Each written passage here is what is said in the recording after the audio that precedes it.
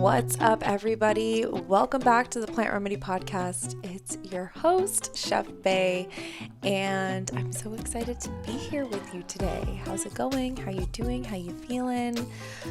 Just how are you? This is a good time to just check in and just see what's up. See how your body's feeling, how your stomach's feeling, how your heart is feeling. I think we've had enough time to really settle in to 2023. And this is my favorite time of the year, personally. I love this settling in point because I think we can really get clear on what we want, who we are, who we want to be, how we want to show up for ourselves, how we want to show up for the people around us.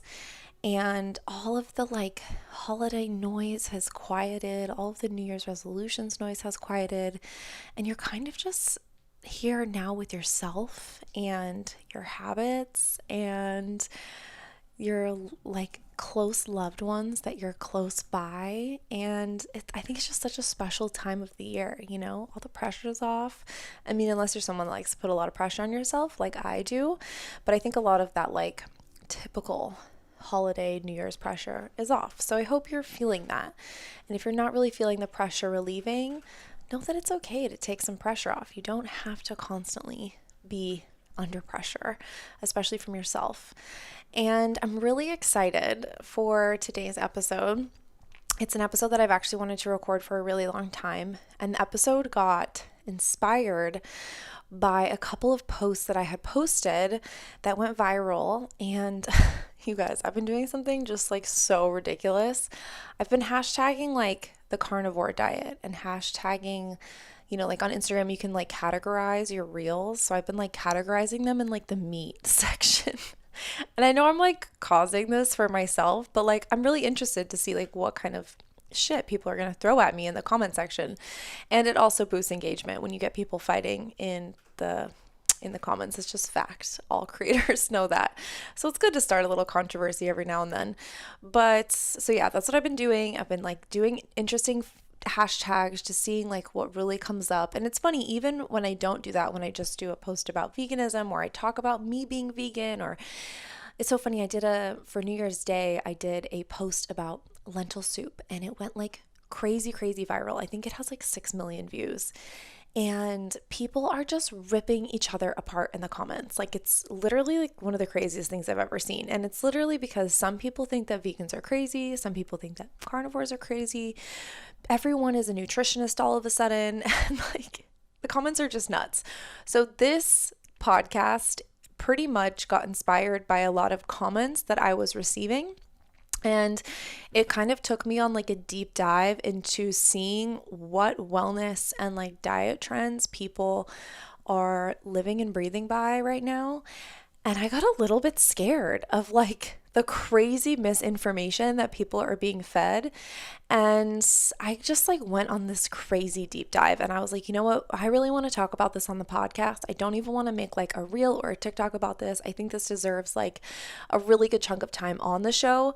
And so that's what we're doing right now. This is an insane episode. It's really uncomfortable at times, but we are really diving deep into the conversation of animal agriculture and diet culture and how they are connected, and how there's so much misinformation going on around diet culture and animal agriculture, and how those two are connected, because it is so important that we all just come to some sort of understanding around these things, because reading these comment sections just had me a little bit scared for us. A lot scared for us. And there's just so much to talk about, and why there's so much misinformation. There's so many dietitians and quote unquote doctors who are preaching this incredible misinformation. And yeah, we're getting into it. We're diving in. I'm literally reading comments, and my two guests are did such an incredible job at answering the comments, and they come from two different perspectives. They are brothers, so it's Adam and Bobby Sud. They are brothers. They both have incredible stories of how they got to where they are. Adam comes from the nutritional science side of it and the addiction side of it, and Bobby comes from the animal rights side of it. And you guys, I'm not going to say anything else, because you have to listen to this episode. It's again like such a good listen. It's probably the longest episode we've ever recorded, so it could take you a couple different times to listen to the whole thing, but just hang in there with me. Trust me, it's so good. There's so many nuggets out of this. And if you feel confused by misinformation online, it's not your fault. Like, people are being funded by industries to say the things they're saying, and we want to get to the truth. We want to get to peel back the layers and get to what's really happening, because that is how we're going to actually make change. That's how we're going to see change within ourselves. And that's how we're going to feel confident moving forward in what we're eating, how we're being, what we're saying, how we're interacting online. Like, it's all connected. So yeah, I'm so excited. Before we get into the show, please, if you love the podcast, a review on Apple Podcasts is literally the most helpful thing that you can do for the show. It's totally free to do. You just pop over to your app, you go to our page, The Plant Remedy, and you give us a review. Hopefully it's 5 stars, hopefully it's something positive, but it just helps other listeners know that you guys love the show, and it just really helps with everything, getting more engagement, getting seen in front of new people. So yeah, if you love the show and you want to support us, that's literally the best way. And also popping us 5 stars on Spotify if that's your preferred listening tool. That's amazing too. We are also on YouTube, so you could be watching this on YouTube and you're like, yes, obviously I know, but if you're listening to this, be sure to comment and subscribe over on YouTube as well, so you can see the whole video aspect of the podcast. And then finally, the show is brought to you by our 14-day plant-based challenge. Just because the New Year buzz is over doesn't mean that it's too late. You can start a plant-based diet whenever you want. And if you've just been looking for a way to try to love more plants or get creative in the kitchen, or you just want some detailed meal plans that have clickable links or that work with our cookbook, the 14-day plant-based challenge is literally the best thing for that. So you can go to www.chefbay.kitchen/challenge and you can sign up for only $1 a day. And the best part about the challenge is that once you sign up and get access, you have access for life. So every time we update it, we do a challenge about 4 times a year as a community. So you can get all the updates, and you can also go back and do the challenge literally whenever you want, because it is a self-guided course. So it's got daily tips, recipes, it's got links, it's got meal plans, it's got a video every single day from me to keep you going. So it's definitely worth it, and it's a huge value for only $14. So again, go to www.chefbay.kitchen/challenge and you can find all the information that you need there. Okay, let's dive in. Are you guys ready? Let's do it. All right, I am sitting down with Adam and Bobby Sud. Welcome to the show, you guys. I'm so happy to have you on. Oh, I'm really excited to be here. This is going to be a great one. Yeah, thank you so much. Thanks so much for taking the time with us. I'd love to just know how you guys are both doing today, first off. Yeah, it's good. It's been a good start to the new year. I got married at the end of last year in December. So I got married, went on my honeymoon, came back. We had the holidays, and now just getting back to it. So it's been great. Yeah, it's been a different experience for me. I was at a slaughterhouse last night and this morning, so Yeah. but all good things, Man, I can't wait to talk to you about just your work and what you do, because it's so important. And I think, Bobby, the work that you do is a lot of the work that people are afraid to do, or even just look at with half of an eye, So I think it's so important that we talk about these things and just get a little bit uncomfortable. I think uncomfortability is kind of where we all started on our journey to being vegan in the first place, no matter the reason why you became vegan, or if you're listening to the show and you're the furthest thing from vegan. I think this episode might make you uncomfortable, but I think that's kind of the whole point a little bit. I think change always comes from uncomfortability and facing hard truths. And I think that's why all 3 of us are where we are today, is because we all faced hard truths about the world, and we're all just kind of putting one foot in front of the other, to kind of attempt to make a better world out of what we know. All right, let's do it. So first, I'm going to start just with Adam really quickly. You've already been on the show. Your episode was amazing. I think it was the longest episode we have on the show. Yeah. I'm pretty sure it's the only episode I cried in also. So thanks for that. Yeah, my pleasure. It was such a good episode. But if our listeners are not like aware of who you are, I'd love just like a little bit of Yeah. intro, a little bit of background, and Yeah. take it from there. So my name is Adam Sud, and I am a nutrition and behavioral wellness expert. I'm also a nutrition researcher.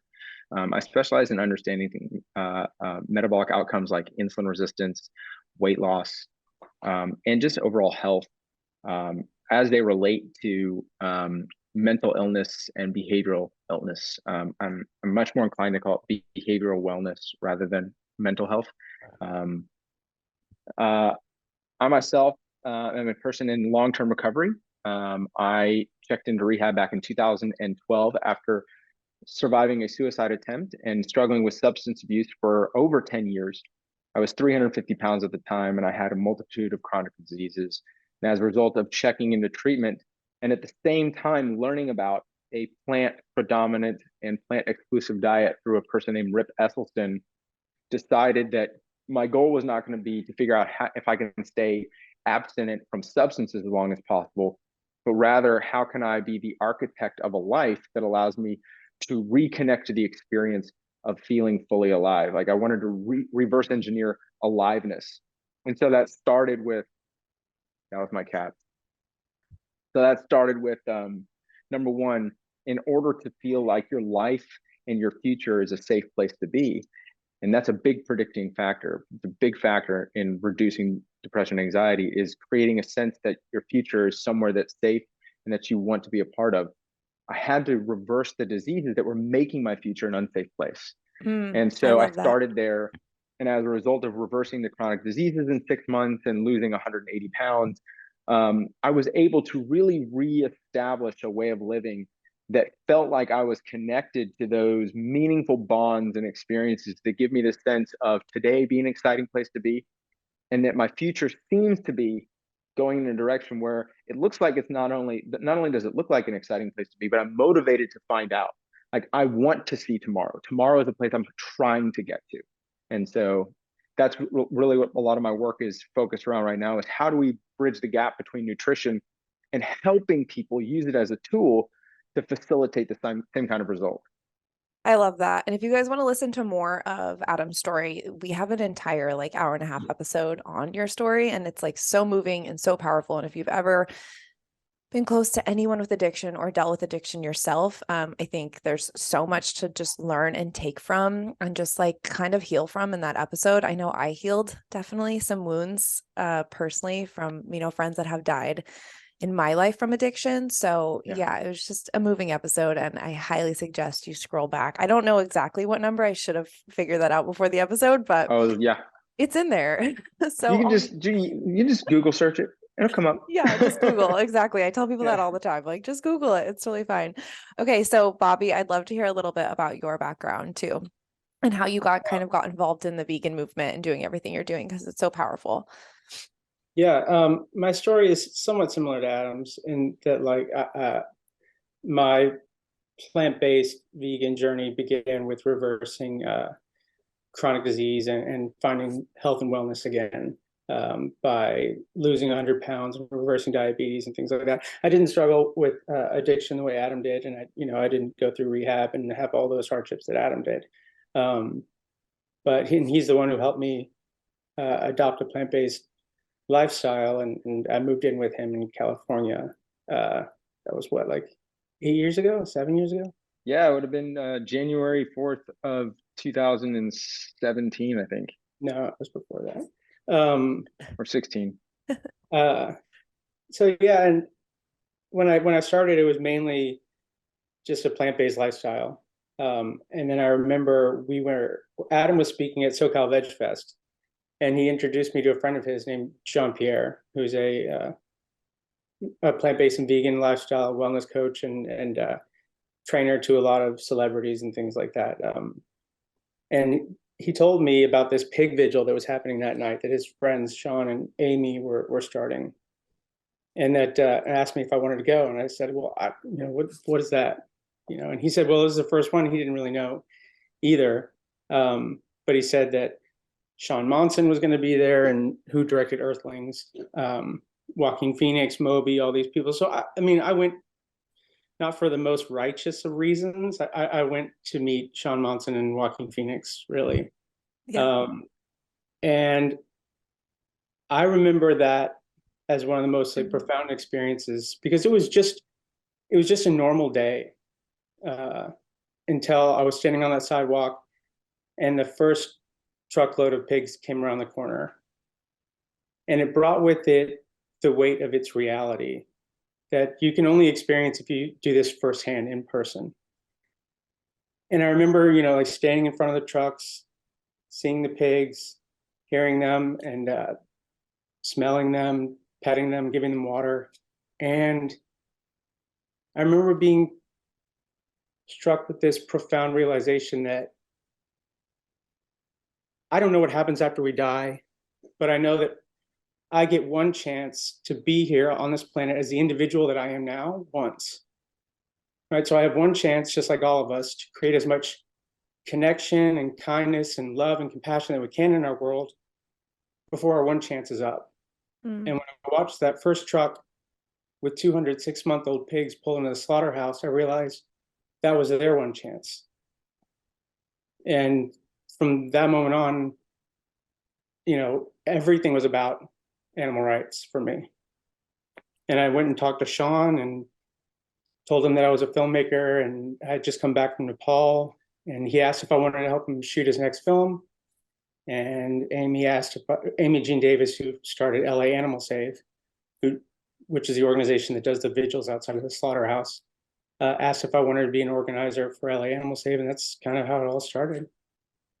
Wow, that's so powerful. And so now kind of like what does your like month look like, your week look like? Like how do you kind of move through activism on like a daily basis? Well, there's usually two or three vigils every week. And I'm also a photographer. And I've been documenting them with We Animals, which is an organization started by Joanne MacArthur, who's a wildlife photographer of the year. And so for me, it's organizing the vigils, working with Sean on other projects that we have going on. I'm also co-directing a documentary with Moby. And so, yeah, it's not like it's not like a easy schedule because I never really know what's going to happen. Yeah. But it's just a lot of awareness and self-care, when I'm not working. Yeah, I was just going to ask you about that because that's definitely like very intense and like very dark. So like what do you do to kind of like take care of yourself outside of it to remain positive about the world in general when that's kind of like your day-to-day reality, like right in front of you every day? I mean, I tell people go to sanctuaries, see the animals that have been rescued. I've been fortunate to rescue over 100 animals. But really, it's more about perspective than anything else. It's really more about what you're doing it for. And in my experience, I've seen that most people who become activists, animal rights activists, do it for either love or hate. They do it for how much they hate animal agriculture, hate that people hurt animals, hate that people are destroying the planet and destroying their health. And, that's, we can't deny that hate's a great motivator for short-term change. Yeah. It really is, but it's exhausting. And I think every activist who's been an activist for at least a year knows how exhausting hate is. Mm-hmm. But if you make it about love, how much love you have for animals, how much you love helping them, saving them sometimes, helping to restore the planet and the climate, helping people rediscover their health and happiness again. Every action you take, even if it's going inside a slaughterhouse and filming, halal slaughter, I just tell myself I'm doing this because that's how much love I have for them. And where hate's exhausting, love is empowering. And I think that's the most important thing, more than whatever else you do, exercise, sanctuaries, whatever. Like, I think that perspective is the most important thing. Yeah, absolutely. And I think like what you're doing is what most people are like afraid to think about, like it's kind of, I mean, for me personally, so I grew up, my grandfather was a butcher. he was a chef. Like I went to a French culinary school.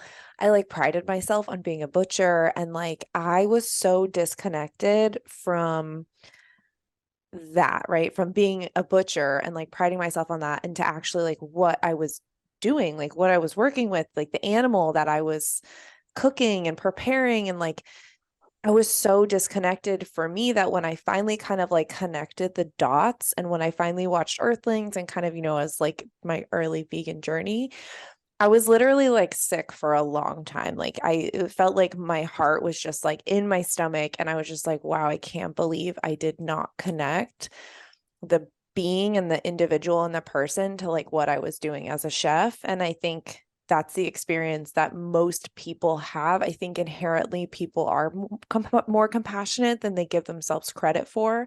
100%. And I think people are just don't want to look. Like for me, I was like, people would tell me to go vegan. My best friend was vegan, and I was like very much content with my head in the sand, continuing the same thing that my family had done for generations. And so once you finally wake up, it's like a rough pill to swallow on so many different levels. And I think people are very afraid of that, and which is what makes this conversation so uncomfortable, I think, for newbies who are listening to it or whatever. But I think it's just so important because it was very changing for me. And in general, I think when you can really think of it from a love perspective, you no longer become like that angry vegan, and you really can see the whole situation from a compassionate perspective.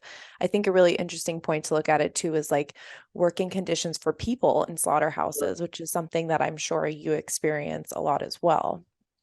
Yeah, and it would be so much easier if this world were if it broken down into like good and bad or right and wrong or evil and just, but it's just not that binary, and neither are we. We are more complicated and the world's more complicated than that. We Right. are told by every authority figure from as long as we can remember that you're a human being and human beings eat these animals. That's Right. what you do, and that's what you have to do. People aren't eating animals because they're bad or evil. They're doing it because they believe they have to. Right. And I would say that 99% of people on this planet care about animals. So if you care about animals and you believe you have to eat them, of course you don't want to look. I mean, of course you don't. Right. Yeah. Exactly. Well, I just wanted to ask you one thing before we jump into the next section.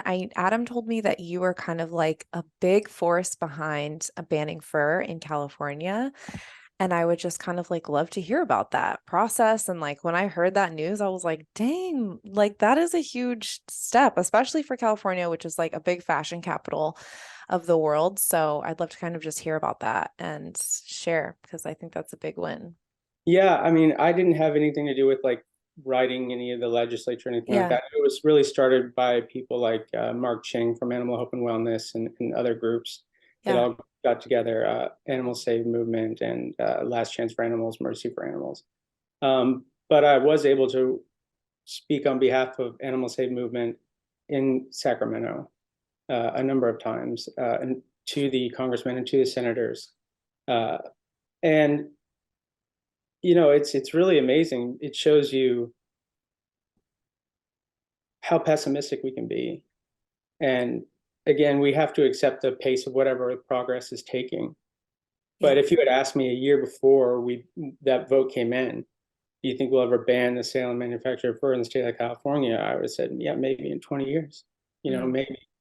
But it's amazing what happens. And it was really just about going and talking to the lawmakers, going and talking in Sacramento to senators and to people that were going to be voting on it, and showing them that there are options.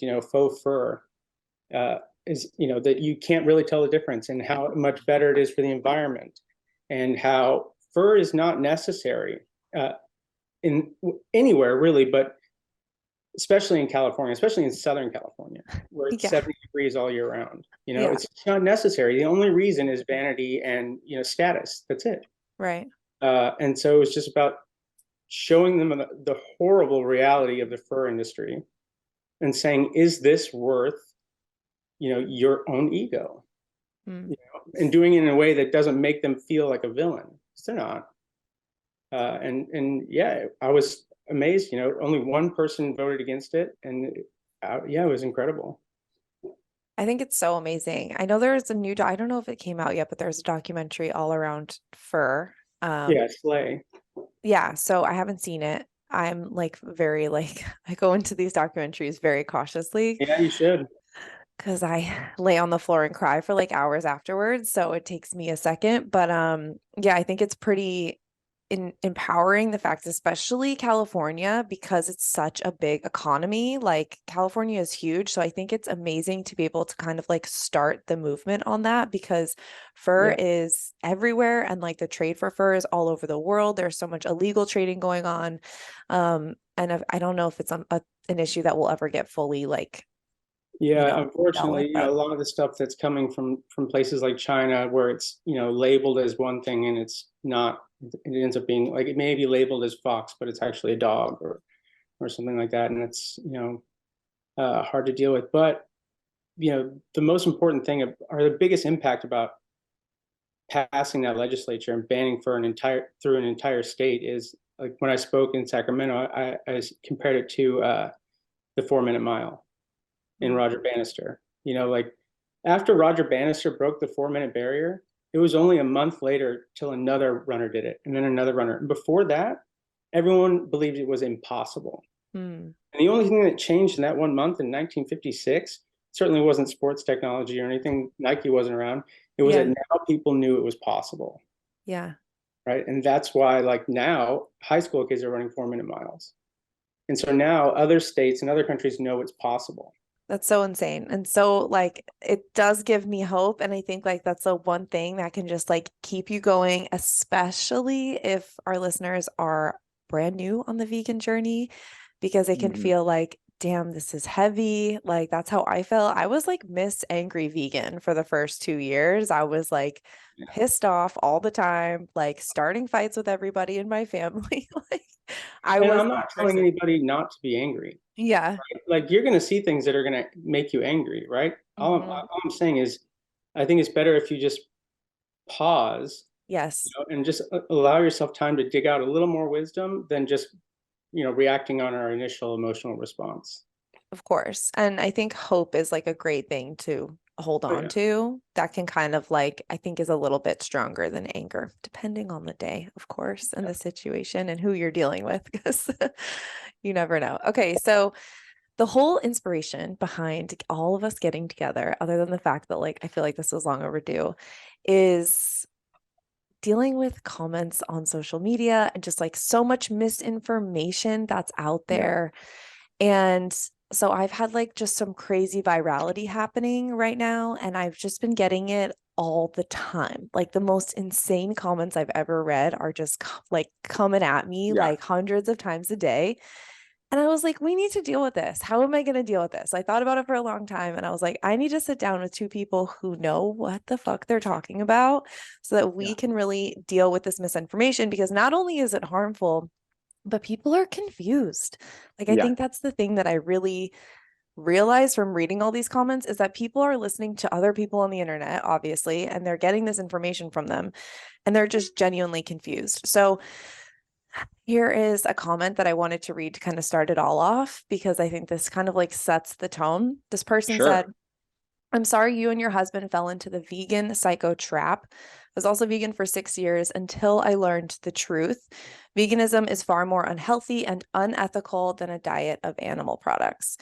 And before we go into like any comments about that, I mean, we don't even have to comment on that, but I also wanted to Yeah. talk about the meat and dairy industry. And I want people Yeah. to understand that they are the number one funder of climate change denial propaganda, the anti-vegan movement. And a lot of Yeah. these people, these nutritionists, these doctors, these whoever that you're seeing online are actually being funded by the meat and dairy industry to push this type of rhetoric. So it's Yeah. really important that who you listen to on social media, you look into who is paying them to say what they're saying before you kind of like put everything you got into it. So yeah, do you Yeah. guys want to say anything about that before we move on? Yeah. So what, the issue with these comments and these comments are the ones you're typically going to find as like a Yeah. quote unquote troll comment is that they're going to make a statement. They're going to make a blanket statement like, did you know that a vegan diet is less healthy and less ethical than other diets? So they've not defined a comparison, which means we don't know what they're talking about and what they're referring it to. Right. Which means the next logical thing is, what do you mean it's less healthy when you say it's less healthy compared to what other diet and compared to what specific outcome? These are really important variables that help us determine what's an accurate response and an accurate statement to make. So what we'll likely do with this person is and with that comment, is say, I'm going to look at the variable that I'm determining. Biggest motivating factor for choosing a diet for me is long-term health outcome. Okay, so long-term health outcome is my number one priority for designing a dietary pattern. Okay, we have lots and lots and lots of weight of evidence that shows us, from everything from meta-analysis, which is really where you want to go, because if you look at randomized controlled trials is a single study. So people can then come back and say, oh, well, you cherry pick the study. Well, thankfully, we have something called meta-analyses. And meta-analyses are a collection of randomized controlled trials or controlled trials. So tens, hundreds of studies. And what they do is they come up with a baseline understanding of what they all essentially say. And what we know to be true is that, number one, diets that are rich in plant foods, that are rich in fiber-containing, full intact plant foods, tend to be the best performing dietary patterns in the long term. Now, these diets don't have to be exclusively vegan, but they are likely going to be plant predominant. Things like the Mediterranean diet, the DASH diet, a plant exclusive vegan diet, which is really more of a whole food plant-based diet, or pescatarian diet, where essentially anywhere from 80 to 95% of their calories are coming from whole intact plant foods. And so what we're really seeing is that while some of these dietary patterns may include small amounts of animal products, the main contributing factor to this dietary quality is the enormous abundance of calories coming from nutrient-rich plant food. So when I look at something, I would say, what does it mean when you say it's less healthy? For what reason and for what outcome? Because they didn't make a statement about it, this person likely doesn't understand how to argue nutrition. And that's okay, because not everybody does. Yeah. What they're doing is they're just trying to be angry. And because what the world is creating, and there's a lot of accounts out there that are doing this, is that it's us against them. Yeah. It's either you think plant protein is good or you think animal protein is good. And you can't see value in either side, right? Because if you do, then you're not part of the camp. And that really serves no one. Because if you want to have a valuable conversation, what you have to be willing to say is that there is a valuable contribution that each of them make depending on each individual's specific place in their life, right? Where are they coming from? What's their current diet look like? What changes to that diet? What does it do in terms of improving or insulting the quality of their dietary pattern? For this individual, does reducing some meat actually improve the quality of their pattern without having to remove it entirely? And is it improved because they replace calories coming from animal protein with calories coming from plant proteins? We have a study that came out in 2020. There was a phenomenal study under Huang. It's called Huang 2020. It was a wonderful study looking at the association between plant and animal protein intake and overall and cause-specific mortality. So what that means is they're looking at the association between the presence of calories coming from animal protein and calories coming from plant proteins, and what those play in terms of your risk of overall mortality, meaning death from any cause, or cause-specific mortality, which means death from a specific health-related cause, and this one is cardiovascular disease. And what they found is that plant protein, when you replace animal protein with plant protein, you reduce your risk of both all-cause mortality and cause-specific mortality. And this was a phenomenal study. They did incredible adjustments, right? So they adjusted for all kinds of amino acids. This is also looking at the presence of animal protein, not saturated fat content. So this is really interesting. This is important. This is just the presence of animal protein itself in your diet, meat in your diet. At a certain point, there's been a lot of new studies that have come out, and what we can basically say is that once you're eating 100 grams of meat per day on average, your risk for all cause and cause specific mortality goes up. Yeah.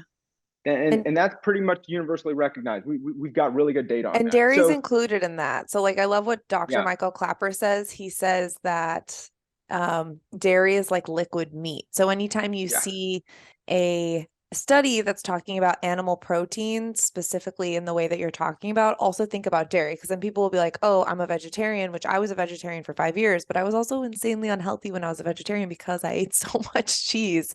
yeah. And so that's important to talk about too, because, you know, dairy is, like Dr. Clapper says, liquid meat. Liquid meat, it is. And, Mm, you know, it's so funny because there's so much propaganda around soy being yes. estrogenic because it has something called phytoestrogen, which is actually something called a soy isoflavone, which is not really an estrogen. It's a molecule that looks like estrogen. So it's an estrogen-like molecule. And what it does is it tends to bind with estrogen receptors. And you have two different types of estrogen receptors in your body. Yeah. One estrogen receptor, when estrogen hormone binds with, will upregulate things like cancer growth and unwanted effects. When it binds with the other one, it will upregulate positive effects. Well, thankfully, isoflavones tend to bind and block the receptor, where if actual mammalian estrogen was to bind to it, would upregulate those negative effects. So it actually has a protective effect uh, um, over the course of time for things like colorectal cancer, breast cancer. I mean, the studies are really, really, there's huge amounts of studies, but of course, the propaganda is really big. The propaganda is really loud. And the reason for it is because diet conversation is the loudest conversation in the world. Mm-hmm. And nutrition conversation is a very, very quiet conversation. Diet conversation is all about trends and fads, trying to fit into a societal standard and trying to be exciting and sensational. And nutrition conversation is trying to discuss information that can inform people or a person in order to make better decisions for long-term health outcomes. And so when that person says veganism isn't healthy, well, there's not a lot to go with there. They haven't given us anything to respond to other than you're wrong. Well, I think that anyone, to like close off this comment, I think that anyone can say that any diet is unhealthy. Like, yeah, I've, you know, worked with so many clients as a chef, nutritionist, like whatever. I've seen the way people eat, and like you could literally be on any diet. You could identify as anything when it comes to what you're eating and sure. eat like total garbage. Literally, Yes, you could be the most unhealthy vegan in the world. You could be the most unhealthy omnivore in the world. You could be the most, like, I don't think like healthy plus diet equals you know what you're doing. And I think that's the most sure. important thing, is like education around like how you can actually be like a healthy person with longevity, and understanding how to do that, because there's so much misinformation that people just end up going for like the quickest processing they can find, or like, Yeah. you know, whatever. So I think like these conversations are important in talking about education and showing people that like you actually can be healthy on a vegan diet. Here's how, you know, like Yeah, yeah. it's not necessarily the label versus like the steps it takes to get to that point of longevity and health. And it's so interesting because there's been a trend lately that's been coming up. See, what happened when the plant-based movement really started to become popularized around 2010, 2009, maybe 2000, when Forks Over Knives first came out, and you saw this sort of rise in the discussion of plant-centric diets. What the messaging that came out of those movies was, look at all of the things that are dangerous in meat. That was the messaging. Look at all the things that are dangerous in meat, and how these foods can restore your health. And what happened was, I think we've seen this sort of swing of a pendulum in the conversation, to where in order to attack back, the carnivore diet has sort of taken on a very similar mindset, which is, look at all the things that are actually dangerous in plants. Yeah. Don't you dare think it's okay to eat plants. Plants are dangerous. These things like oxalates and lectins are going to kill you. And Yeah. Okay, it's wait, a hold that thought, strategy. because I have Yeah. a whole comment that I'm gonna ask you about. Okay. I have one comment, and then we'll kind of go into more like animal rights, and then we'll go Sure. back over to plants are bad for you, because that is Yeah. the comment I've gotten all Yeah. the time. Yeah. Exactly. Okay, so the next comment is or just like the next thing that we hear all the time, which has been debunked, but I would love to talk about it, is choosing a diet for your blood type. Yeah. The blood type diet. Okay. So number one, the blood type diet has been debunked for decades. There's actually been a recent study by a man named Chris Gardner from Stanford, and this is a phenomenal study. It's called Diet Fits. And Diet Fit study was taking that even to a further stance, because now we're hearing about genetic testing or your Right. ancestry as a Right. determining factor for how you should eat, that everybody actually should be eating different diets based on who they are, their genetic makeup, where they originated from, right? And so Chris Gardner did this study, and he wanted to do this study to determine if there was actually any credibility to these things. So they did microbiome sequencing, they did DNA testing, they did ancestral testing, and they split these people into groups and fed them the diets that they were supposed to eat based on these claims. And then there was I can't remember the exact time, but there was a wash period, meaning they put them back on the original diet for a certain number of time, and then he puts them on a trial diet, which is, no one was put on a vegan diet, but people were put on a healthy, low fat diet, and then some of them were put on a higher fat diet. And what he wanted to do was determine, was there anything that we can discover from observing these things? And what we found is that where you're from, your genetic makeup, your microbiome, your ancestry, your DNA has no variance over what diet you should be on for the majority of people. There are people, very small percentage of people, that have genetic conditions that eliminate them from being able to do certain things in terms of dietary protocols, but that's like less than 1%. But for the majority of people, where you're from, your ancestry, your genetic makeup, your microbiome, all this stuff really isn't the determining factor to choosing your diet. That really, people thrive on a carbohydrate-rich diet, mostly in a low-fat environment. So that is an absolute nonsense. It's like, I always consider the blood type diet to be the astrology of nutrition. It's in my opinion, it's looking at, oh, well, I was born on a Sunday, therefore I should eat high carb diet, or I was, Hey, I do love astrology though. I'm not knocking astrology. It isn't rooted in a scientific method that allows us to have systems to determine its value in our lives. Yeah, I totally agree. And I think the other like aspect to look at it, especially when we're talking about genetics, which is a different conversation, but when you're looking at genetics, when you go to the doctor, right, they're like, oh, what's your family history? Like, blah, blah, blah. Okay, you're predisposed to high blood pressure. Let's get you on blood pressure medication, like just in case, you're in your 30s, like let's make that happen. And I think what people often forget is like, okay, you have, I'll say my family. I'll use my family as a great example. I have high blood pressure, heart disease, diabetes, and cancer in my family.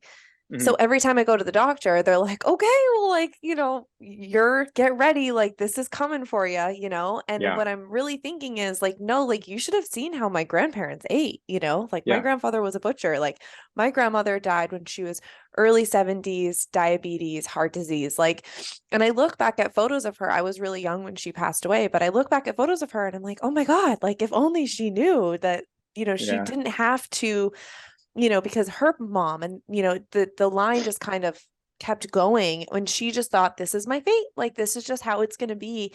And I think people really have to think about that. It's not necessarily your genetics. It's your culture of your food in your family that can help you decide and show you that like it's not necessarily, because my dad has high blood pressure as well. So he thinks because it's in his family, like he has to have it forever. And it's this constant conversation where it's like, no, like it's what we're eating as a family. That's our food culture. It's Absolutely. Our habits as generations go down the line that are getting worse. But I don't know, Polish food is pretty intense. So I don't know if like I can get worse than that, but that's kind of the point is what I'm trying to say is like, it's not necessarily your genetics. It's a diet and lifestyle that happens to also be in your gene pool and in your family that can predispose you for certain things. It's less than 5%, I think, determines, your higher risk of getting something. So, well, they say that of your genetic and other factors, that genetics and other factors like environmental toxins and stuff like that, that all those together play a role of about 20%. And that nutrition itself and your lifestyle, I mean, how much do you move? How much do you sleep? How much, fresh air and water do you get? And what does your nutrition quality look like? That's the 80%, right? And that's the one you control. Yeah. That's the one that you have control over. You likely, not everyone has the ability to just up and move if they live in like a highly polluted area, or if they're, A moldy house or certainly, something like yeah, that. Yeah. exactly. And you certainly don't get to change who you were born from and the family Right. that you find yourself in. Although many of us But wish we could. Just kidding. but no, 80% is an enormous number. And you know what? Even if it was flipped, even Opposite. if diet only played 20%, I'd still take it incredibly seriously, because that's the part that I have control over. Exactly. Right. But it isn't. It's 80%. 80% is your diet and lifestyle. And that's that is a massive number, 80%. I know. And I So, think it's important I think it's empowering to realize you have so much more control. I think that can be a little bit intimidating to some people, to be really yeah. be like, wow, like this is on me, because that includes taking personal responsibility, which I know is hard specifically for older generations to realize, Yeah. like, this is actually up to you. So yeah, I love that conversation. All right, let's get into a little bit more of the nitty-gritty with animal welfare, because I think it's so Let's go. important. Majority of the comments. So this one is one of the most worst ones that I got, so I thought we could pop it off like this. But this one is: animals were born to be our food. Yeah, I mean, you really just have to ask them why they believe that. Hmm. And usually they'll go to, well, their animals eat other animals. Right. True. But far more animals on this planet don't. I mean,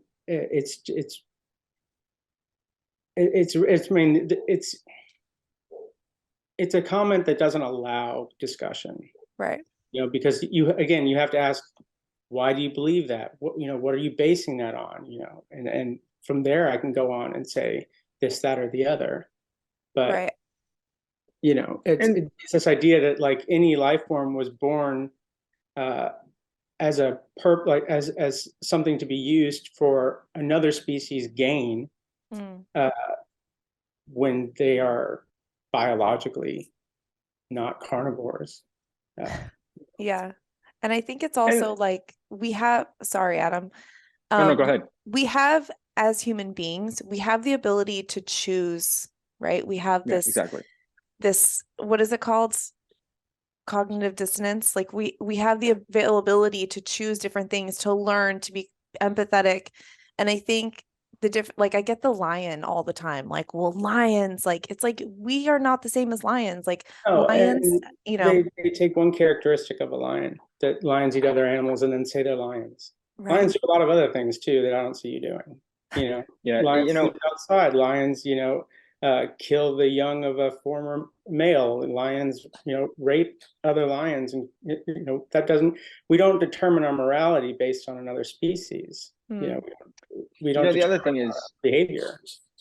We look at our evolutionary story, right? And we use that evolutionary story as evidence to support how we should be behaving towards the other organisms that we share our world with, right? And so, like, for example, throughout our evolutionary story, you could see that the reason why we survived the way that we did is that every now and then, when it was possible, in order to survive, we did kill an animal because it provided huge amounts of energy for huge numbers of people within our tribe, right? It was a very successful thing to do, and it made sense in a very specific situation. And that very specific situation happens to be an environment of scarcity, competition, danger, and expense. What do I mean by that? I mean that when you were to travel back in time 100,000 years ago and you want to prove to me that the reason why we eat meat is because we have to eat meat to stay alive, what you're going to find out is that the reason why we did what we did when we had the opportunity, if you actually go back and you study, primitive cultures, you're going to see that really it wasn't hunter gatherers, it was gatherer hunter. Really, these tribes survived on the efforts of the women gathering and organizing plants. And no surprise to us today that thankfully we had unbelievably powerful women taking care of unbelievably egotistic men. Hey, that's still a thing. Exactly. That's what I'm saying. In order to stay alive, we lived within an environment where calories were never guaranteed. Okay. Not only, so it's a scarce environment. There's not a lot of them, and we don't know if they're guaranteed. Number two, we're not the only animals on the planet, or people on the planet, non-human and human animals on the planet, competing for these sources of calories. So it's now scarce and competitive. Going to get them might mean risking your life or the life of others in order to get energy to bring back to your group. So now it's scarce, competitive, and dangerous. And it's also incredibly expensive. It means going out and getting it costs you a lot of energy. So the goal was to have a psychology that allowed you to figure out how I can get the most for the least every single time. If I'm going out into an environment that's scarce, competitive, dangerous, and expensive, my job is to identify what is going to give me the most energy for the least amount of effort. And the minute we figured out how to cook animals, we figured out that if we could get that, that's a great prize to get. But that's a survival tactic. Right. That doesn't mean that it is appropriate for our biology and our longevity. Because remember, first and foremost, evolution doesn't give a shit how long you live. Evolution only cares about helping you live long enough so that you can mate and reproduce. That's it. In order to do that, you can pretty much survive on any calorie source that isn't poisonous to you, even if it does harm you in the long term. It's just trying to figure out how to get your genes into another generation. That's it. If you take that mindset and you put it into the modern environment, which is now an environment of abundance, convenience, ease, and repeatability, you're going to see that our motivational system that still operates the same way as it did in environments of scarcity is driven to believe that those really good feeling choices like meat, eggs, dairy, ultra processed foods feel incredibly biologically successful. Yeah. They feel like the right thing to do when in fact they're self-destructive. And so if you want to say we ate meat in our past, part of our ancestral diet, therefore it must be good, that doesn't seem like a very logical thing to me when we live in an era where we literally have randomized controlled trials, meta-analyses, and cohort studies on foods in the modern environment and its effects on our long-term health on who we are today. There's no data on that. Yeah. There's zero. Why in the world would you ever put your health and longevity in the hands of ancestral anecdotes rather than weights of evidence to support decisions that we know incredibly well and have huge amounts of confidence will allow us to have beneficial long-term outcomes? This idea that because we did it in our past, it has a place for us in our present is rooted in the same ideology that would have said, because we had slaves then, we should still have slaves now. It's nonsense. It's actually non-science. Yeah, I agree. And I think, I mean, we're literally sitting here on the internet on Zoom. Yeah. Like everything's evolved. So like, why does the food have to be the one thing that just does not evolve? I find that to be like insane to me personally. And I think wild. another point as to like the animal welfare side of it, I think you said something, Adam, that at the very beginning of that, which was like our ancestors were very aware that we shared our earth with animals. Like we are all together here. And I think a lot of people now have this idea. And I think some of it is like rooted in like religious conversations, but like that this is our planet as people. Like we own this planet and everything here is for our benefit. I mean, if you look at the way that we're extracting oil and like how we treat our planet in so many other ways, it's very obvious that that is like a commonality thought when it comes to how we're overusing and abusing things. So it's like, if we really want to get into the mindset of our ancestors, then like really get there by realizing and having respect and reverence for nature and like the whole process. But a lot of times that comment and that respect and reverence, they never coexist. Yeah. And you know, the whole idea that eating vegan is less ethical, you know, it's probably rooted in the statements that, did you know that factory farming not factory farming, but that agricultural farming kills more animals per year that was literally farming. that was my next comments. Glad Bobby's here for this one. Yeah, so I'm so ready for this. So the next one is this one I got probably the most out of anything, and I continue to get every day, but you kill more animals on a vegan diet than you do on a carnivore diet. Yeah, so that's based on the idea that like harvesting plants for human use kills insects and small animals like birds and things like that. Yeah. That end up being a larger number than say one cow or whatever it is. The problem with this argument is that 85%, let's say soy, 85% of soy worldwide is farmed for animal use. In the United States, 41% of the U.S. land is used for farming animals. 4% of the U.S. land is used for growing plants directly for human use. Mm. All right, so 10 times the amount of land is used for farming animals. Only out of the plants that we grow, only 4% are used for us. So I mean, if you care about animals, and if you really care, because these people don't, when they make this is just a trigger response. They're not Yes. concerned about insects. They're not concerned about snakes and bugs and things like that. If you care about them, you will adopt a plant-based diet because far more are dying to feed the animals that you then eat. Mm. Yeah. And the thing is this, it's again, this is the statement around like, well, no one can be vegan because there's no way that you can farm plants without killing animals. And I'll say, no, you know what? That's absolutely true. If the entire world was to adopt a plant exclusive diet tomorrow in the attempt of growing crops to feed us, there would be by-kill of insects and birds and things like this unintentionally. But the goal of veganism is not to get to a zero-sum death rate. That's Right. not the goal. It's to the greatest degree possible, reduce as much suffering, unnecessary suffering as possible. That's the goal.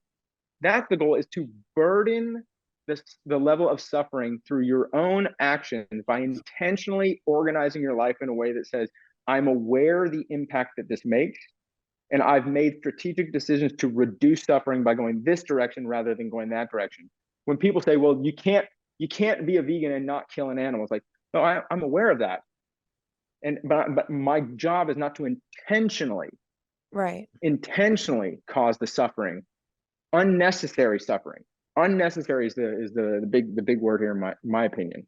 Well, and I think there's a rhetoric out there where it's like, oh, this vegan movement, everyone just thinks they can, stop death, or they're afraid of death. And like death is part of, this is something I've seen a lot from this one nutritionist. I forget her name, but I'm pretty sure she's funded by the meat and dairy industry. But anyway, she has this rhetoric that talks about, oh, like eating animals is the natural cycle of life. Like to have life, there must be death and vice versa. But like the the situation of factory farming is not natural. There's nothing natural about it. There's nothing Yeah.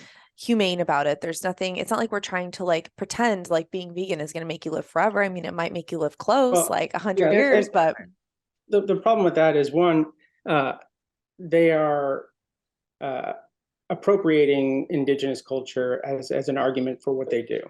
And somehow that like on a massive scale, factory farming is in any way similar to someone who's in an indigenous culture going out that day and hunting for food. It in no way resembles it. No indigenous person is artificially inseminating animals so that they give birth to more animals for the sole purpose of killing them. Okay, and the other argument with is that this circle of life argument. The circle of life is you are born and you will die. That's it. That's all it is. There's nothing else. Right? It doesn't mean that you have to kill things on your way to die. But they think that like the circle of life means that animals have to give up their lives for your life, and it's not true. The circle of life is simply you're born and you will die. That's it. Yeah. The other thing is, simply because something exists naturally in nature doesn't mean it has a place for it within a cultural society, right? So for my example would be, just because animals eat other animals, that doesn't mean that killing animals has a place in a society who's trying to ease the burden of disease and planetary destruction at the same time. So what I would say is this: if we have the opportunity to choose, which we do, if we are informed enough, we're smart enough, we're educated enough to say, hey, seems like there might be some truth to this story, that eating less meat to a significant degree has better outcomes long-term on your health, seems to reduce the burden on the environment, might actually do some very good things that I'm not able to measure myself, like ocean health or greenhouse gases, all these other variables, but it seems like it might be a thing. Can I access the opportunity to do that as I am? And am I able to do it easy enough?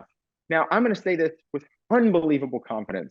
I truly believe that the majority of the people in westernized cultures have that opportunity. Yes. They have that opportunity to say, seems like I might want to give this thing a shot. And if they were open-minded, if they were conscientious enough, and if they were curious enough, that would be their response. But what they're doing is they're saying, how dare you tell me that I'm part of a problem. Well, what we're actually asking you to do is consider becoming part of a solution.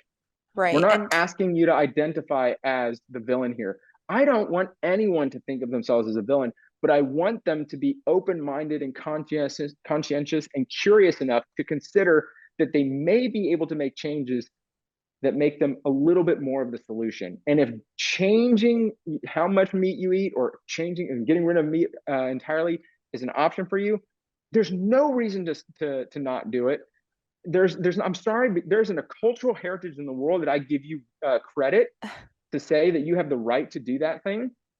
And people can get mad at me all they want. I come from a Jewish culture that believes that kosher meat is an ethical meat, and it isn't. It's not. My brother's been on the killing floor of a kosher slaughterhouse, and there's nothing holy about it. So even amongst my own people, the Jewish people, will say, "Well, ours is kosher." You're still wrong. You're right. still wrong if you're trying to use that system to justify your decision to eat meat. And I come to it because of this. And my belief system is this: if your decision requires justification, there's probably something wrong with it. If your decision requires you to say nothing at all in order for you to feel okay with it, in order for it to have zero impact, it's probably a good thing to do. You don't ever have to justify a kind act. It doesn't require you to explain it. It doesn't require you to define it. You can just do it. But oh my goodness, if you're seen doing something that might negatively impact something valuable, you're probably going to be required to justify that decision to somebody. Well, and I think a justification that, I hear consistently is I hunt my own meat, or I buy local, grass-fed, Mhm. whatever. And I think like the biggest problem with that, where it falls, I mean, there's a lot of issues I have with that, but I think the biggest one for me is like, I doubt these people who are saying I buy local and I hunt are also eating plant-based when they go out to restaurants, because they don't know where the meat comes from, right? Like it's a Yeah, very right. convenient thing to say to kind of justify, like, this is how I eat, and I eat it because XYZ. But then you go out, you travel, you whatever, you leave your little Yeah, bubble of your house, and you're still eating meat, but you don't know where it's come from. You yeah. didn't hunt it, it's not local. It's not, I put grass fed in air quotes because that whole label is ridiculous to me. But like there's no, I think the point is like there's no baseline of ethics. So there's Sure. arguments, but there's no baseline of ethics. So like if your ethic is like I'm gonna hunt all my own meat and like that's my thing, then like are you still eating meat at restaurants? Because if you Yeah. are, then your baseline of ethics does not exist. It's And it, you I know would it's also it's like to ask, like, what is the ethics? Like, what is your ethics for hunting? Right. Like, how does it then become okay? Like, what are you basing that on to become a higher ethic than someone eating meat from a grocery store? Right. you know Because like it's just does the number matter? Like, so I eat meat, whenever I kill an animal itself, and you hear people talking about how it's a spiritual connection they have for the animal, and they give great reverence for the animal, and you know how you respect an animal is by not taking its life. And it doesn't matter if it was grass fed, if it comes from a small farm, if it had a wonderful life. Uh, all of your ethics fall apart just on the fact that you are taking the life of an animal that doesn't want to die. It's that simple. Doesn't matter how you do it. Doesn't matter if it's painless. It doesn't matter. It's an animal that had an investment in continuing to live, just as we do. And you decided that you were going to say, no, you don't get to live anymore. And this idea that, like, oh, you hear about people like, well, we have pasture raised chickens and we treat them so well. And, it's like, okay, well, when do you decide that they've had enough? Like, where do you draw the line on how much pleasure and comfort they're allowed to have in their lives? Just be morally consistent. If you think that something is morally okay because it's painless, then be consistent across the board. That means that I can do anything I want to anyone as long as it's painless, because you have set the guidelines for morality as the animal felt no pain, therefore it was humane. mm, Okay, so your basis for something being humane is it didn't feel anything. Mm. Yeah. and also doesn't talk about the after effects too. Like, you talk about animals who have connections to their siblings or their friends. Like, animals have connections. And I think another important topic, which I'd love to hear from you, Bobby, is around slaughterhouses and how a lot of these animals, no matter where they're raised, where they live, what they eat, like no matter what, a lot of them end up the same fate at the same slaughterhouses because there's only a few slaughterhouses in the US specifically. So I'd love to kind of talk about that perspective of it, where even if someone, some animal does have like this great life on a pasture, it ends up on the same truck going to the same place. Same with horses and the races, and same with all those things. So I'd love to hear your perspective on that because you do literally go to the slaughterhouses. Absolutely. And we've somehow decided that, 6 months is enough. Every pig in this country is slaughtered at 6 months old. Every chicken is slaughtered at 50 days old, 50 to 60 days old. It doesn't matter where they come from. It doesn't matter if they've had a wonderful life. And people have, this is how disconnected we are. And this is where cognitive dissonance really comes into play. People have convinced themselves that from the moment an animal enters the slaughterhouse to the moment it's killed, something humane happened. And if you ask them to justify that, first of all, they don't know what happens in a slaughterhouse. People think they know. They don't.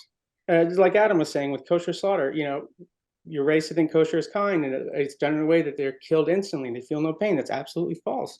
I've seen it. It's one of the worst things I've ever seen. It certainly isn't instant, and it certainly isn't painless. People don't realize what it looks like for a pig to die in a gas chamber, or what a chicken who is being killed by live shackle slaughter, meaning they're hung upside down by their feet, dipped in an electric bath, and then have their throat cut. However, most chickens try to avoid the electric bath by pulling their head up, so they're not stunned when they have their head torn off. Or pigs that are sows that aren't producing enough piglets anymore, so they're sold for meat. And a sow is larger than a 6-month-old pig, so they go in a gas chamber and they don't get enough gas to kill them, and then they die in a boiling bath. They don't know what's happening. They think that it's just someone who kills them quickly and that there's no mess and it's all sterile and clean, and it's ridiculous. And I get why they don't want to know. Like, I know why, every Jewish person in my parents' community doesn't want, they believe it's kind because, one, you want to believe that it is. You don't want to go find out for yourself. You want to believe that your spiritual leader, your rabbi, your priest, or whatever, is a good person and is telling you the truth. And you will avoid finding out if that's true or not. Yeah.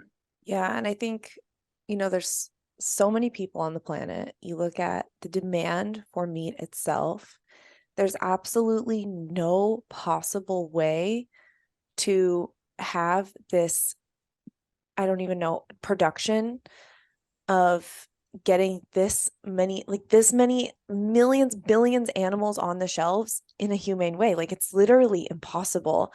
And you're right, like all these animals are literal babies. Like, imagine a 6-month-old puppy. Like, it's a baby. A 6-month-old person, it's a baby.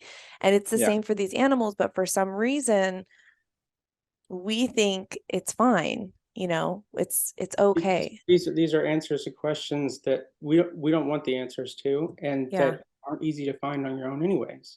Yeah. And set up that way. And we have, to think factory farming came out as a moral race to the bottom. And to think of that, we have now created a profession of mass slaughter. That's a profession on this planet. That's something people are getting paid for, to kill as many living things as possible.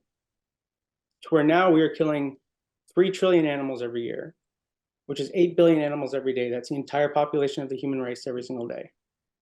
And we fail to feed the entire population of the human race every single day. It's unfortunate. We have one of the things I want to say, because I know that I'm an ethical vegan, Bobby's an ethical vegan, Faye, you're a vegan. But one of the things I want people to know is, my goodness, if you get off of this, if you stop listening to this podcast and you're not vegan and you go, I'm going to eat half the meat that I do today, I will God, freaking yes, applaud the shit out of you. absolutely. There is totally no step. There's a really dangerous message coming from the vegan movement. This idea that you're not allowed to be a beginner.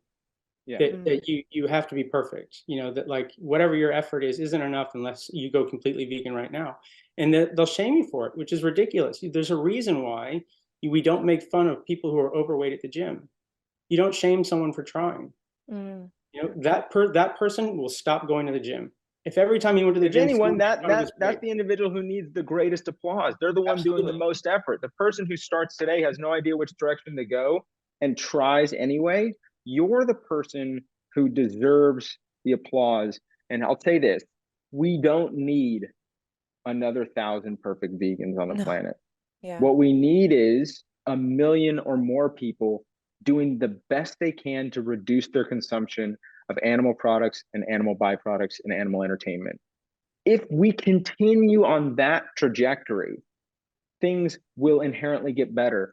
Unfortunately, we have this ridiculous machine of social media that I'm a huge fan of and not a fan of that is pushing out this bullshit medical claims. I mean, the stuff that these doctors are doing, they're rooted in mechanistic outcomes. You know, they're like with oxalates and lectins saying, oh, did you know that oxalates are a defense chemical and that they do this, or that phytates rob your bodies of minerals. And what you're doing is you're taking a specific mechanism and you're saying, see how bad that mechanism plays out. Therefore, this food must be bad for human consumption. Well, the problem with mechanistic outcomes is that the human body involves multiple thousands of mechanisms per food consumed. There's thousands of pathways, mechanisms that are involved. And to take a single mechanism and say, because that's bad, therefore people that eat it must have bad health outcomes over time is bad science. What you have to do is you have to look at what actually happens when you observe populations of people or controlled trials of people or randomized controlled trials of people that eat that food. What does it do to their health outcomes over time, regardless of that one specific mechanism?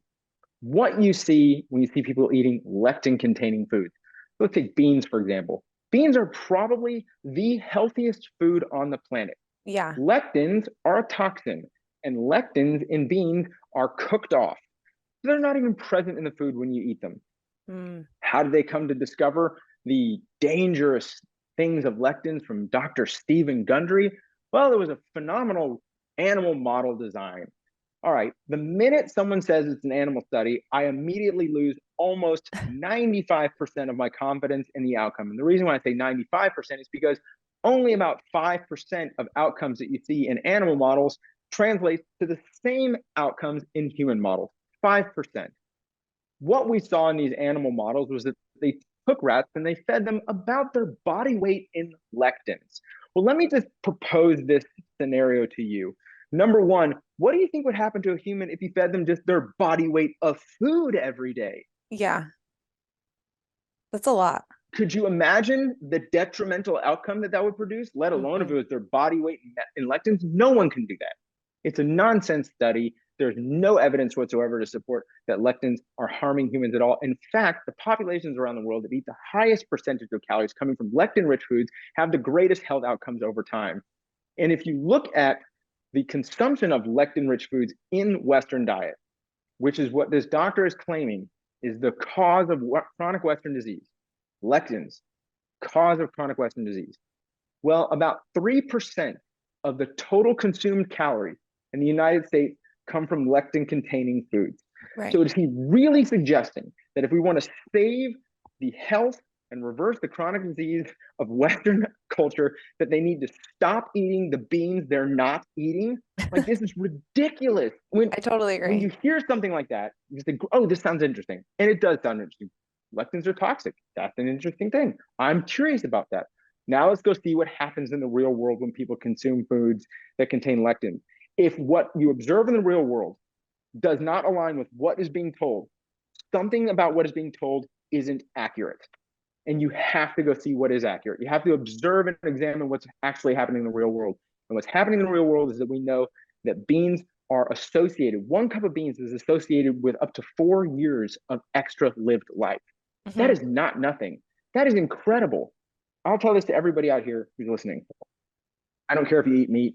I don't care if you eat dairy right now. I don't care right now. And I'm not asking you to change anything other than this.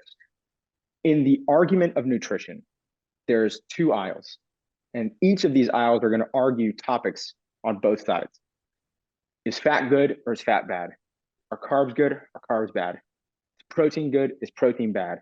Right? Is salt good? Is salt bad? There's arguments from both sides, except for one specific variable.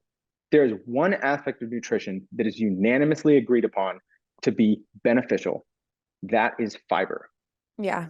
Fiber is unanimously agreed upon to be beneficial. And in all studies on fiber consumption, there is a dose-dependent beneficial response. What that means is the more you eat, the greater the beneficial response for that person over the course of time. If you were to just eat more fiber, and fiber does only come from plants, eat more fiber, focus on fiber-rich diets, you're going to likely remove some of the calories coming from animal products, replace them with calories coming from plant products. You're going to feel fantastic.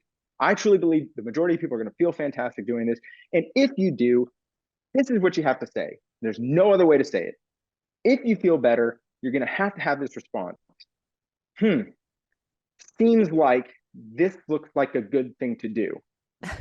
Seems like I should investigate what happens if more of my calories come from foods containing fiber. And I mean, I think at the end of the day, like inherently, most of us know that like plants are good for us, you know? I think we all know that. And I think a lot of times Dr. Greger said it so well when I had him on the show. He was like, people love an excuse to do things that are bad for them, which is why the keto diet makes billions of dollars, not because of backed science or because of any of this. It's because people just love an excuse to keep doing what they're doing and convince themselves that it's worth doing. And I think based on what you said before, what both of you guys said about how it's important to say that it's really important to say that you don't have to be perfect, because I think people get afraid of that, to say like, oh, I want to try to be vegan, but then you have milk powder in something, or you go out and there was dairy in something and you didn't know. I mean, I swear that still happens to me, because it's like, you know, you're swimming upstream, especially living in the States. And I think it's important to really like try and to have those like meatless meals and to have those animal product free meals just to see how you feel, to try experimenting cooking with something different. Cause I think that's also part of it, is like lack of confidence cooking in a different way. And really just like any meal that you have that is full of fiber rich foods, where you're trying to eat something different, where you're trying different flavors and you're trying to just change, like even if it feels so minuscule, it's not, because every single time you make that decision, it leads up to such a bigger, more beautiful picture. And especially when it comes to beans, like the rhetoric of lectins, people will eat who aren't used to eating beans or lentils or whatever, will eat a ton of beans. You know, they'll be like, oh, I was told to eat beans. So then they'll eat like 3 cups of beans and they'll be so gassy and like have like an interesting time in the bathroom. And then we'll be like, oh my gosh, it must be true. Like lectins are bad for you. And I think Dr. B, the gut health MD, said it best. He's like, you would never go to the gym and like haven't been to the gym ever, and all of a sudden you're trying to squat 300 pounds. Like it's the same that goes for eating beans. It's a muscle.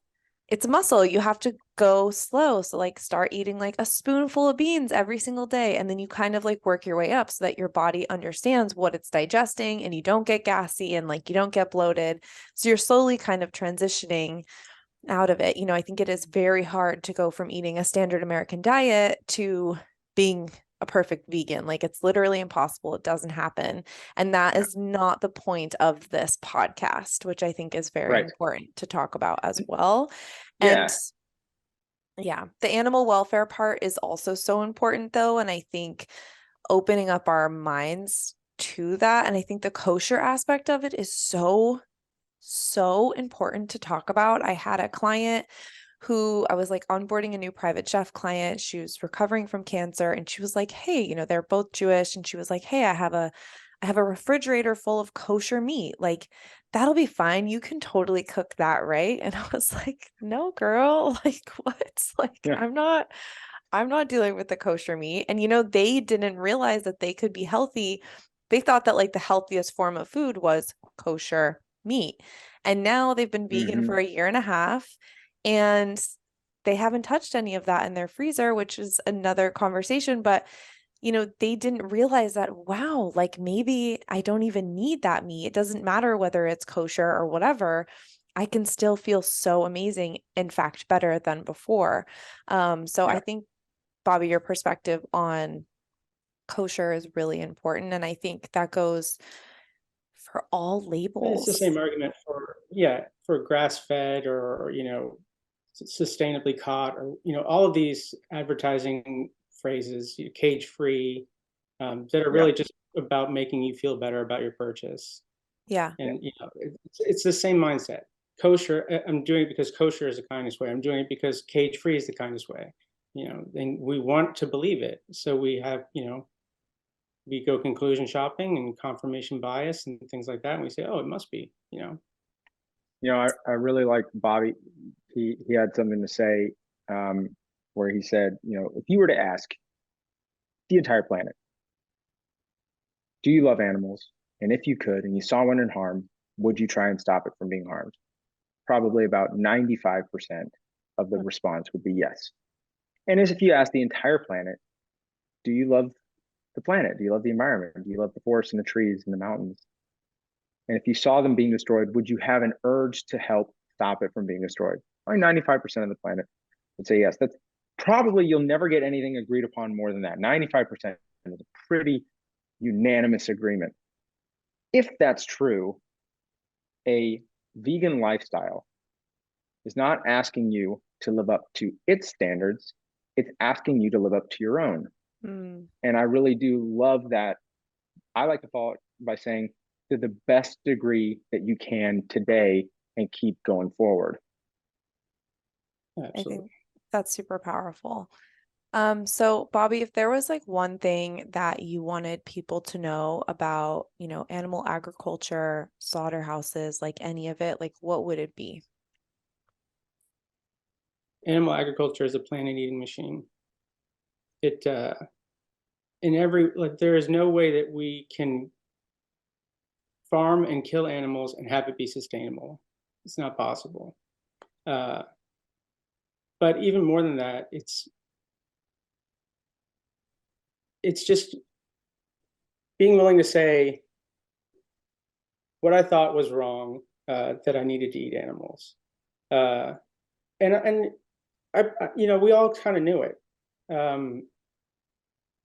Ever since we were growing up, you root for Bambi, you don't root for the hunter.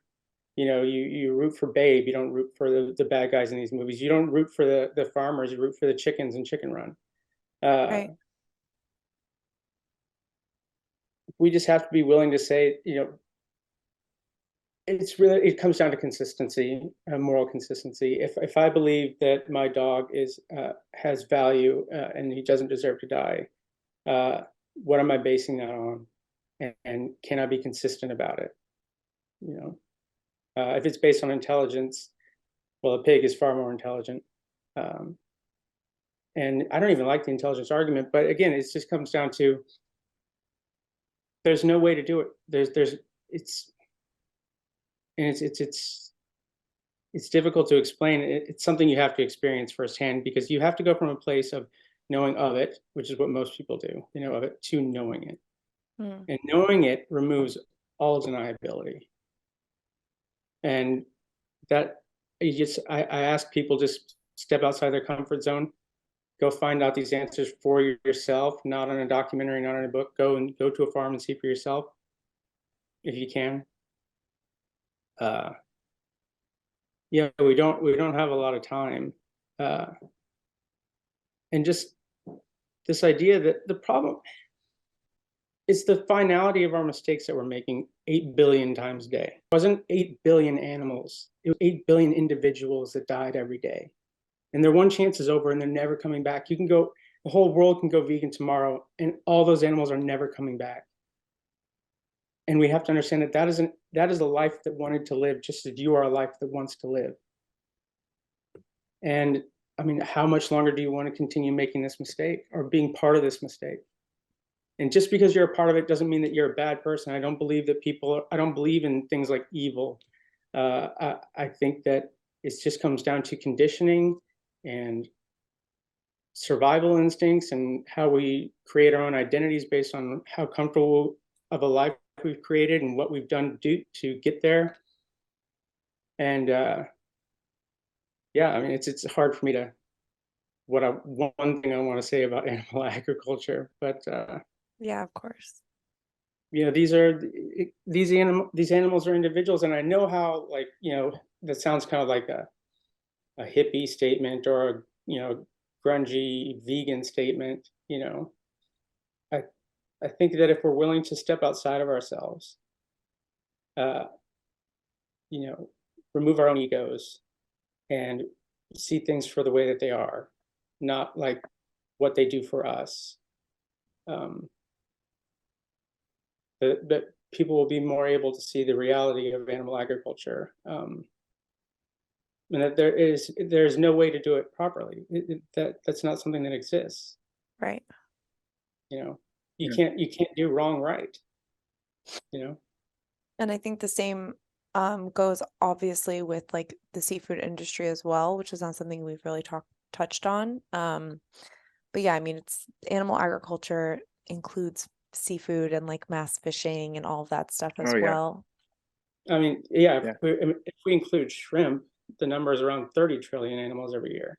But like, I mean, how big does the number have to be for people to finally wake up, right? Like, is Right. that going to have a bigger impact than 3 trillion? And unfortunately, the number is so big, it has the opposite effect. Right. Moby always says that one is a tragedy and a million is a statistic. We can't come close to fathoming what 3 trillion looks like or 8 billion looks like. What we're capable of understanding is about 200,000 because we've seen it.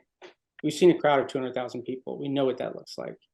Anything bigger than that, we really can't put our minds around. So it just becomes some meaningless number. Mm-hmm. Yeah. I mean, it's crazy. The human population in one day. And I feel like that alone, that statistic alone can be really powerful to think about like how intense that is. And I think there's a lot of people who think like, oh, you know, this my choices don't matter. It's, you know, the corporations that need to make the choices for us or that need to. But I don't live in corporations and I don't live in my government, right? I affect what the government does. I affect what corporations do. Corporations exist because there's a demand that's being met. Right. Right. We're not going to end animal agriculture by shutting down slaughterhouses or by, you know, shutting down trucking industries. We have to stop it by removing the demand from it. Right. And that is that people want to eat meat.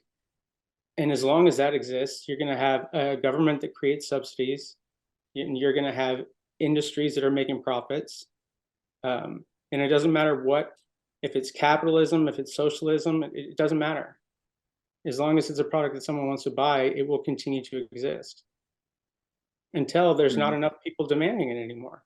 Right. And no amount of subsidies will fix it. Yeah, I mean, I feel like I'm a great example of this in the sense that like I used to think that like, oh, my one self person doesn't matter, like it's just me. And then like I went vegan and then all of a sudden got a book deal and then all of a sudden wrote a best-selling book and then all of a sudden I'm getting thousands of messages of people saying I'm vegan because of you, or hey, I ate less meat this week because of you, or hey, my blood pressure went down because of you. And like, you know, 6-7 years ago, I never would have thought, and I'm not saying like everyone's going to write a book, but what I'm saying is like, you never know the journey and where that's going to take you when you make those single steps to move forward to do something that's better for you. Because eventually when you do something that's better for you and better aligns with an ethical code, you're having an impact on every single person around you. So because I decided to do this, my husband decided to do this, and because of that, my dad decided to, you know, reduce his animal protein intake, and so then he's been able to get off his meds, and then, you know, it just has this like this crazy effect where it can feel like you're just on an isolated little island, but you're not. You are like a living, breathing organism that is involved in an ecosystem of your community. And if you can make big, hard changes, then you are giving other people permission to do the same. And there is so much power in an individual choice and an individual change. And I think if you're listening, you really need to have, motivation behind that. Like, that is empowering as fuck. And like, knowing that you can make a change is amazing. I mean, and look at the three of us. Like, the three of Yeah. us have decided to make a change for ourselves, to be better, to lose weight, to recover, to whatever. And that individual change has led to something massive. And the world has changed in the way that it has because of individuals, and individuals are leading corporations, if you really think about it. So it is really an individual mindset. But when people say, well, it's just me, what can I do? It's not just you, like, you're not the only vegan on the planet. You're now part of a much larger community of vegans that are doing things. And, the mindset that because, let's take sweatshops. Like, because we may never end sweatshops, or we may never end animal agriculture, that I'm not going to try. Well, that's the wrong logic for solving social problems. Even if you can't do everything, like even if there's a limit to what you can do, your limit isn't zero.